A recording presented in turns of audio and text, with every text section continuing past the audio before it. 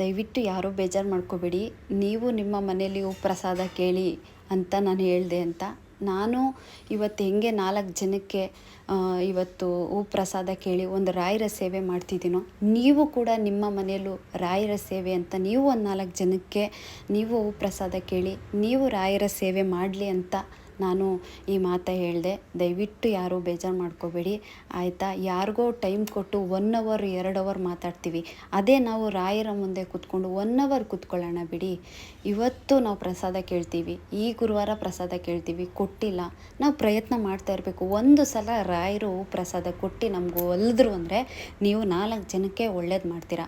ಬೇರೆಯವ್ರ ಕಷ್ಟಕ್ಕೆ ನಾವು ರಾಯರ ಮುಂದೆ ನಿಂತ್ಕೊಂಡು ಪ್ರಾರ್ಥನೆ ಮಾಡಿ ಅವ್ರಿಗೆ ಒಳ್ಳೇದಾಯಿತು ಅಂದರೆ ಖಂಡಿತ ಆ ಫಲ ನಮಗೂ ಸಿಗುತ್ತೆ. ನಿಮ್ಮಲ್ಲಿ ರಿಕ್ವೆಸ್ಟ್ ಮಾಡೋದೊಂದೇ, ಯಾರಿಗೋ ಟೈಮ್ ಕೊಟ್ಟು ಗಂಟೆಗಟ್ಟಲೆ ಫೋನಲ್ಲಿ ಮಾತಾಡೋ ಬದಲು ಗುರುವಾರ ಎಷ್ಟೊತ್ತಿಗಾದರೂ ನೀವು ಮನೆಗೆ ಬನ್ನಿ. ಕೆಲಸದಿಂದ ನೀವು